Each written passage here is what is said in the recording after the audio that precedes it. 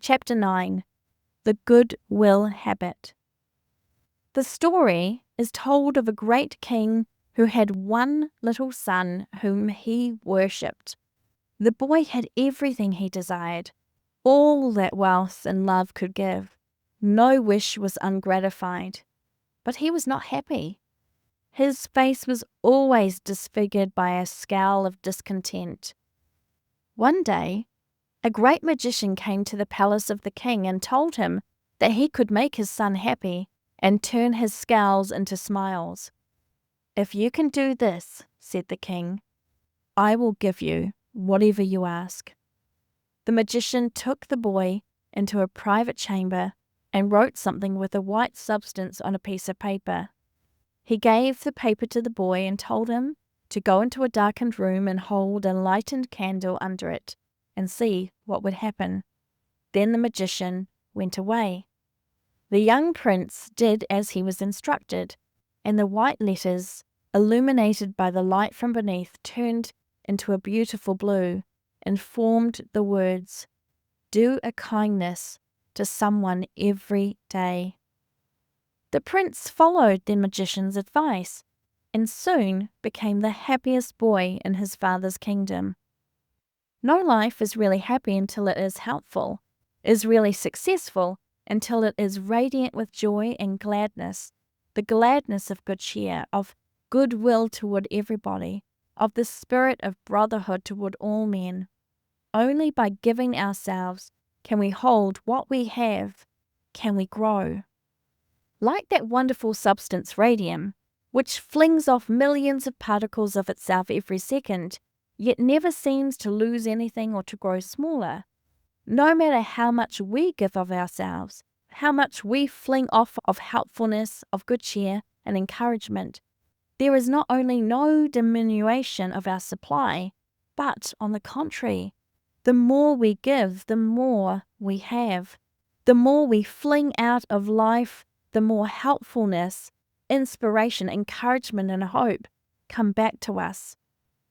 Yet there is a strange weakness of human nature which blinds many of us to the good in others and which delights in making us say unkind things about them, hurting them instead of helping them. We have all met the habitual belittler who never sees any good in anything which does not immediately concern himself or advance his interests. The man who is always flinging out his sarcasms, sticking a knife into other people's backs, making light of others' motives, finding faults and defects in their characters, and implying that they are not what they ought to be or pretend to be. It is positively painful to the small soul to hear a competitor complimented or spoken well of. He always tries to minimize the virtue and quality of the praise of another by a malicious if or but, or endeavors in some way to throw doubt upon the character of the person praised. The habit of belittling is a confession of weakness, of inferiority, of a small, jealous, envious nature, a confession that one's life is not well poised, well balanced.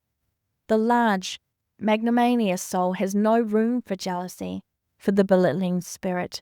It magnifies the good and minimizes the bad. A spirit of generosity and kindness is an indication of greatness of soul. Jealousy, envy, a disposition to keep from others the credit which belongs to them, are marks of a small nature, a pinched mentality. A kindly spirit always accompanies largeness of nature, breadth of character. The man who belittles a competitor, who maintains a mean silence when he should praise, only exhibits to the world his own narrowness and stinginess of soul. A man with a really large nature is generous and charitable even to his worst enemy. The belittler does not realize that in disparaging others, in discounting the achievements of competitors, he is exposing the limitations of his own soul, the smallness of his nature. And not only that, but is all the time making the person he is talking to think less of him. We little imagine that when we draw a picture of others, we draw one of ourselves. A small, mean soul sees only small, mean things in another. A really great nature sees only the good qualities of others. Unfortunately, men of great ability who have been distinguished for brilliant intellectual gifts, often unusual courage and tenacity of purpose, men who have really done big things, have frequently been insanely jealous and envious of others, especially those in the same profession or business as themselves. Many singers and actors, and I'm sorry to say some clergymen, suffer from professional jealousy. They are pained by hearing others in their profession praised. Their jealousy is perhaps more characteristic of professional people generally than of business people. I know a clergyman who would be very popular and successful if he were only large enough to see the good in his brother clergymen, but he is not. He is always emphasizing their faults and weaknesses, especially those of men who are gaining in popularity. If anyone praises another clergyman, yes, he will say, he is a pretty good man, but he is not always absolutely accurate, reliable in his statements. Or, he is very free in his use of other preachers' sermons. He is a great borrower of ideas.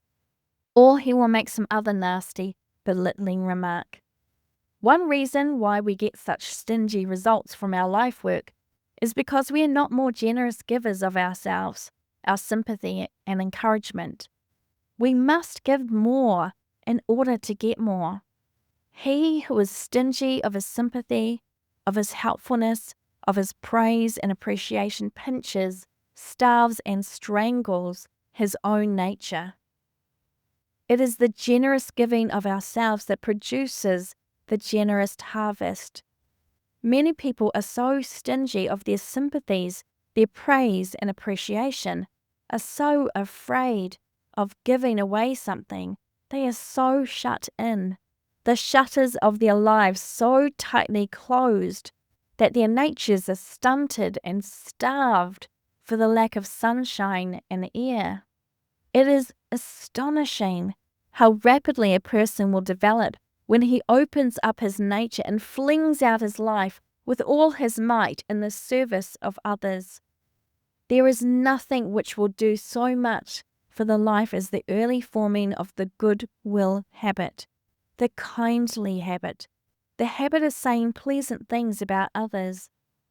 A philosopher once asked his pupils, "What is the most desirable thing in the world?" After many answers had been given, one finally said, "A good heart."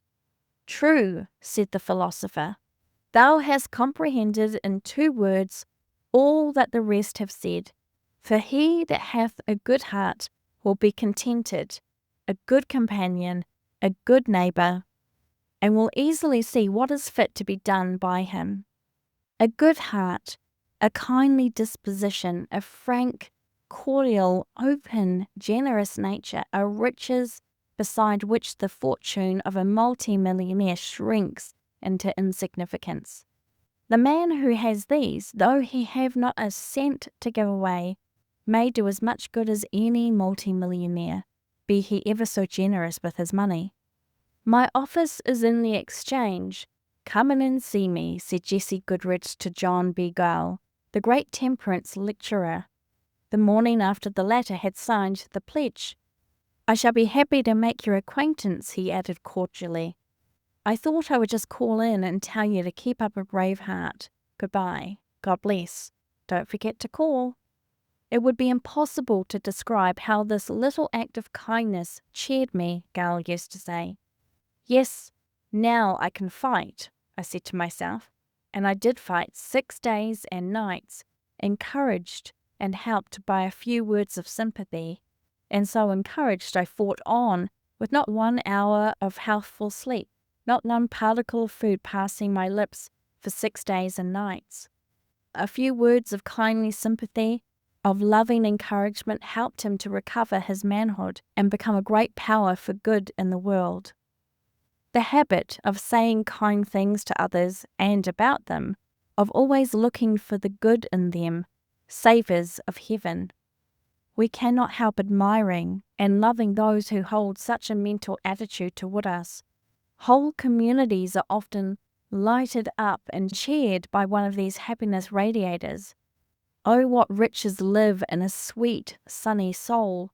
What a blessed heritage is a sunny face, a sweet disposition!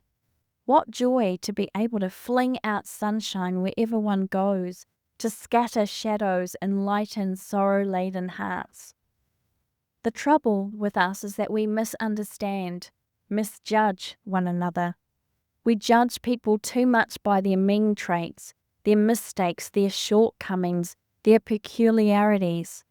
How quickly the millennium would come if we could only realize the truth that there is a God in the meanest of men, a philanthropist in the stingiest miser, a hero in the biggest coward, which an emergency great enough would call out. During an epidemic of yellow fever at Memphis, it was almost impossible to get enough watchers and nurses to attend the stricken. One day a man with coarse features, closely cropped hair and shuffling gait went to one of the attending physicians and said, "I want to nurse." The doctor looked him over critically, said curtly, "You are not needed." "But I wish to nurse," persisted the man. "Try me for a week. If you don't like me, then dismiss me. If you do, pay me my wages." "Very well," said the doctor, "I'll take you," adding mentally, "I'll keep my eye on you." The uncouth volunteer became one of the most valuable nurses on the staff. He was tireless and self-denying. Wherever the pestilence raged most fiercely, he was also, and worked the hardest. The sufferers adored him. To them, his rough face was as the face of an angel. Not only did he nurse them with the care and devotion that a mother gives to her children, but it was found afterward he also put every cent of his earnings into a relief box for the benefit of the plague-stricken. When John the nurse, the name he was known by, later sickened and died of the fever, those who prepared him for burial found on his body a livid mark, the brand of a convicted felon. Many of us are so blinded by the blighting greed of gain, by the marbleizing usages and cold laws of trade which encrust our hearts with selfishness, that we do not see the good in people. When we learn to look for the good in them instead of the bad, we shall bring out the good instead of the bad. For our estimate of others helps to form their estimate of themselves. And no one can bring out the best when he believes and sees only the worst of himself. If we held charitable, helpful views of one another, our attitude would revolutionize civilization. A Cleveland paper tells of a tramp who came to the back door of a residence and begged for shoes. The mistress of the house gave him a good pair and said to him, "There, put these on, and if you want to show your gratitude, just happen around here some morning after a snowstorm and clean off our sidewalk." Some time after, the lady was awakened early one morning by someone scraping the sidewalk in front of the house. Looking out, she found that there had been quite a heavy fall of snow, and there she beheld the tramp to whom she had given the shoes, clearing away the snow from the sidewalk with an old, broken shovel. When he caught sight of his benefactress at the window, he raised his tattered hat to her, and, his self-imposed task finished, went away without saying a word, or even asking for anything to eat. 3 times the same thing happened during the winter, but the man never asked for compensation or food. A New York woman once invited a ragged, dirty beggar into her house, and after he had a comfortable meal and some clean clothing, she sent him away with words of encouragement, telling him that he was made for something better than tramping, that it was a shame for a man of his apparent intelligence and good health to be getting a living in such a disgraceful way. A year afterward, when she'd forgotten all about the tramp she had befriended, this lady became embarrassed financially and was in sore need of money. She asked a friend if he knew where she could borrow $500, but he could not accommodate her, nor did he know of anyone who could. Next day, to her great astonishment, a man, a total stranger as she thought, called at her house and told her that he had heard she was pressed for money and that he had come to lend her the amount she needed. With growing surprise, she asked how it was that a complete stranger, whom she'd never seen, was willing to trust her. The man then explained that he was the tramp whom a year before she had taken to her home and treated like a brother, that her kindness on that occasion had been the turning point in his career, had made a man of him again, that he had prospered beyond his deserts, and that ever since he had gotten on his feet, he had been wishing for an opportunity to show his appreciation of what she had done for him. No man has come to true greatness, says Philip Brooks, who has not felt in some degree that his life belongs to his race, and that what God gives him, he gives him for mankind. Yet, one would think by the way in which many of us push, drive, elbow, and trample one another in our mad rush for the dollar, that there were no ties of humanity binding us together, that we were natural enemies instead of brothers. Everywhere we see men in distress whom we are amply able to assist and do not. We see them go to ruin financially when we might save them because it's none of our affairs. There is nothing so brutal, so hard-hearted as the man who is swallowed up in his own selfishness, who has allowed greed to eat out of his heart all of its nobler instincts, whose nature has become so hard that he can see no good in his fellow man. Cultivate an open nature, a kindly manner, a generous spirit. Do not be stingy with your cordiality, your praise, your helpfulness. Fling out your best to everybody every time. Learn to say pleasant things to people and about them, to do generous things, and you will be surprised to see how your life will enlarge, your soul expand, and your whole nature become enriched and ennobled.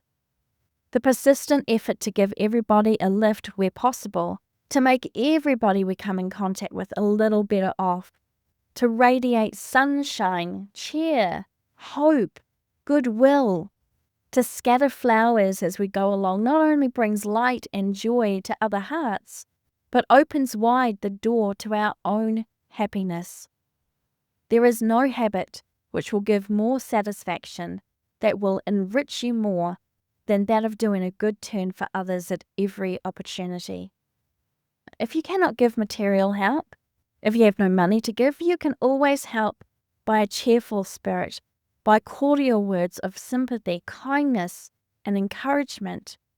There are more hearts hungering for love and sympathy than for money, and these you can always give. A poor foreigner, who could speak very little English, was recently accosted in Central Park, New York, by a kind-hearted man who noticed he looked dejected and thought he might be in need. To his offer of assistance, however, the foreigner replied that he didn't need money, but that he was lonely and just hungry for a handshake. We all like the person who flings the door of his heart wide open and bids us welcome with a warm grasp of the hand and a cordial good fellowship, who sees a brother in every man he meets instead of a rival, a competitor, or a possible enemy. The whole-souled, large-hearted, open-minded, kindly disposed person has an infinite advantage over the narrow, pinched, clam-like nature that repels instead of attracting. Cultivate an open nature. Do not be afraid to speak to strangers, to let yourself out, to give your best to everybody you meet. Do not draw within yourself and shut up like a clam whenever you approach anyone to whom you have not been introduced.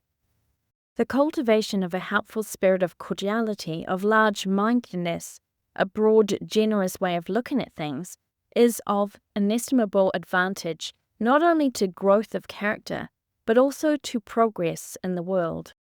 So much of one's success depends on the personal equation, so much upon the possession of attractive qualities, upon the personality, that the importance of those things cannot be overestimated.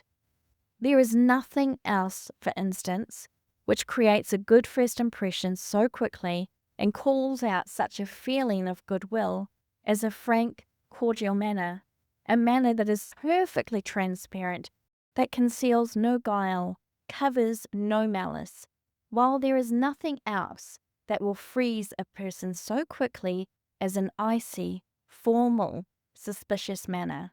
I have sat down at table in a hotel or restaurant with a cold, repellent personality, when it has been positively depressing to sit there, even without speaking to the man, for his whole manner forbade one to look at him.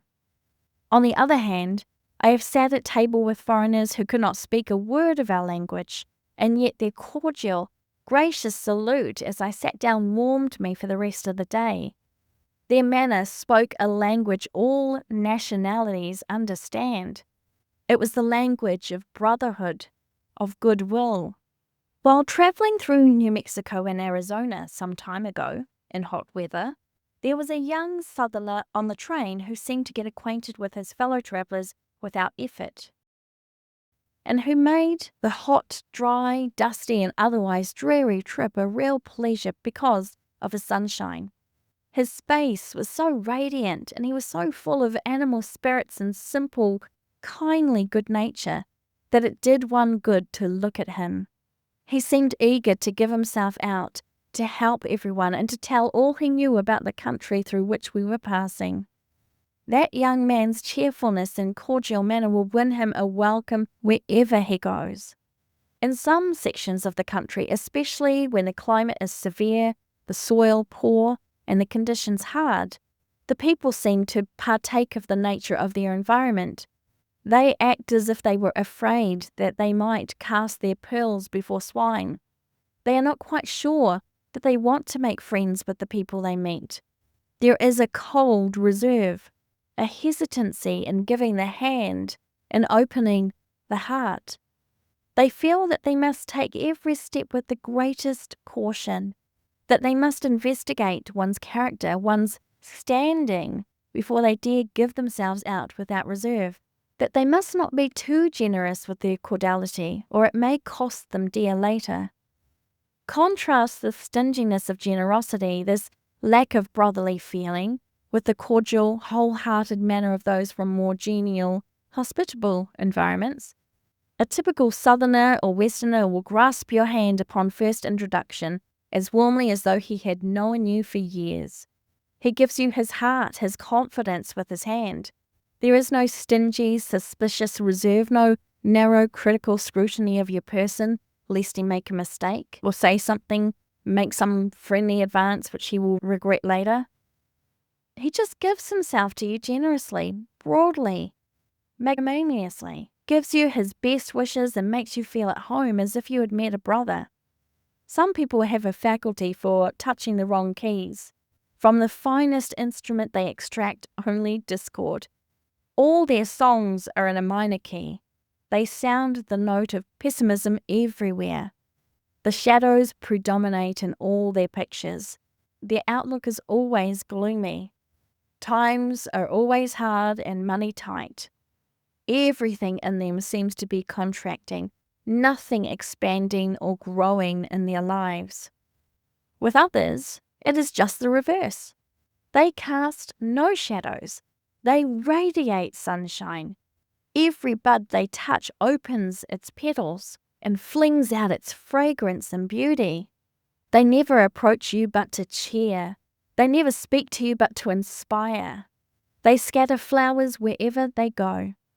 They have that happy alchemy which turns prose to poetry, ugliness to beauty, discord to melody. They see the best in people and say pleasant and helpful things about them. Let us open up our natures, throw wide the doors of our hearts, and let in the sunshine of goodwill and kindness. Let us be at least as generous in judging others as we are in judging ourselves, as tolerant of their weaknesses as of our own. Let us throw away all animosities and try to be large enough and grand enough to see the God in the meanest man. The habit of holding the goodwill, kindly attitude of mind toward everybody has a powerful influence upon the character. It lifts the mind above petty jealousies and meanness. It enriches and enlarges the whole life. Wherever we meet people, no matter if they are strangers, we feel a certain kinship with and friendliness for them, greater interest in them. If we have formed the goodwill habit, we feel that if we only had the opportunity of knowing them, we should like them. In other words, the kindly habit, the goodwill habit, makes us feel more sympathy for everybody. And if we radiate this helpful, friendly feeling, others will reflect it back to us. On the other hand, if we go through life with a cold, selfish mental attitude, caring only for our own, always looking for the main chance, only thinking of what will further our own interests, our own comforts, totally indifferent to others, this attitude will, after a while, harden the feelings and marbleize the affections, and we shall become dry, pessimistic, and uninteresting. Try to hold the kindly, goodwill attitude toward everybody. If your nature is hard, you will be surprised to see how it will soften under the new influence. You will become more sympathetic, more charitable toward others' weaknesses and failings, and you will grow more magnanimous and whole-souled. The goodwill attitude will make us more lovable, interesting, and helpful.